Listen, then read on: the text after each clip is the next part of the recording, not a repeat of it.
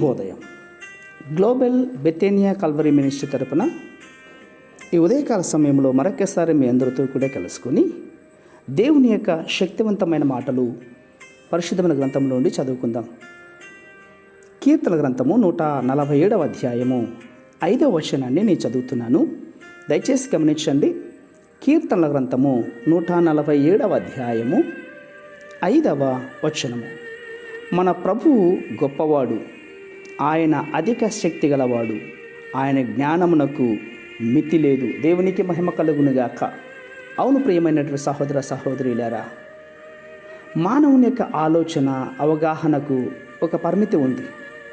మానవుని జ్ఞానం అనంతమైనటువంటిది కాదు. మానవుడు ఏ విషయాన్నైనా కూడా సంపూర్ణంగా గ్రహించలేడు. దేన్నైనా మానవుడు కొంతవరకు మాత్రమే అర్థం చేసుకోగలుగుతాడు.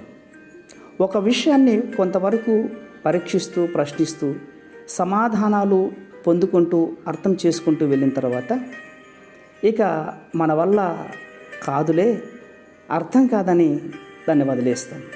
మన ఆలోచన పనికిరానటువంటిది అని మనం తెలుసుకుంటాం. మనం అడిగే ప్రశ్నలు, మన వాదనలు, మనం చేసే తీర్మానాలు ఎదురొచ్చి మనల్ని పిచ్చెక్కిచ్చేస్తాయి. అవును, మనకే బుద్ధిహీనమైనటువంటిదిగా అనిపిస్తుంది ప్రియులారా. అదే మానవ జ్ఞానపు పొలిమేర సరిహద్దు అని కూడా చెప్పచ్చు. ఆ సరిహద్దులకు అవతల ఉన్నటువంటి వాడే దేవుడు. అందుకే దేవుణ్ణి మనం మన ల్యాబ్లో పెట్టి ప్రయోగశాలలో పరీక్షించలేదు. తాను ఎవరో, తన సంకల్పం ఏంటో ఆ దేవుడే స్వయంగా మనకు ప్రత్యక్షపరచాలి. అందుకే దేవుడు మన హృదయం కంటే గొప్పవాడు అంటుంది లేఖనం. ఒక ఏనుగును మనం చేతిలో పట్టుకునే సంచిలో ఇముడుస్తామా? ఒక సముద్రాన్ని ఒక చిన్న మరచెంబులో పెట్టగలమా? అదే కారణాన్ని బట్టి దేవుని మహాజ్ఞానాన్ని ఒక చిన్న మనసులో ఇమిడ్చుకోలేం ప్రియులారా. మన గ్రహింపు శక్తికి పరిమితులు ఉన్నాయి. ఆధ్యాత్మిక ప్రపంచంలో మనం గ్రహించలేనటువంటి సంగతులు ఉన్నాయి. ఆ సంగతులను గ్రహించడానికి మనకు దేవుడే సహాయం చేయాలి. నిజమైన ఆరాధకులకు అలా సహాయం చేస్తానని దేవుడు వాగ్దానం చేస్తుంటున్నాడు.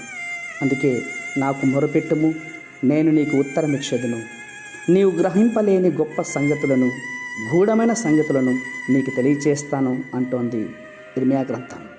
కాబట్టి మనం గ్రహింపలేని గూఢమైన గొప్ప సంగతులు ఉన్నాయి. అయితే దేవుని సహాయం ద్వారా ఆ సంగతులను కూడా మనం గ్రహించుకోవచ్చు.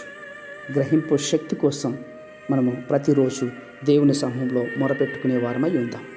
పరిశుద్ధమైనటువంటి మా ప్రియ పరలోకపు తండ్రి, నిజమే నాయనా, మీ జ్ఞానమునకు మితి లేదు నాయనా. మీరు చాలా గొప్పవాడని మేము గ్రహిస్తుంటున్నాం.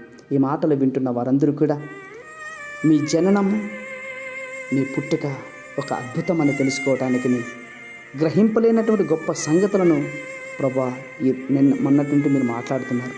అందుని బట్టి వింటున్న వారందరికీ నిగూఢమైనటువంటి మాటలు బయలుపరిచినందుకు మీకు స్తోత్రాలు అర్పించుకుంటూ నా ప్రార్థనను మా రక్షకుడిని యేసయ్య బట్టి ఈ విడుదలను పొందుతున్నాం మా తండ్రి. ఆమేన్, ఆమేన్, ఆమేన్.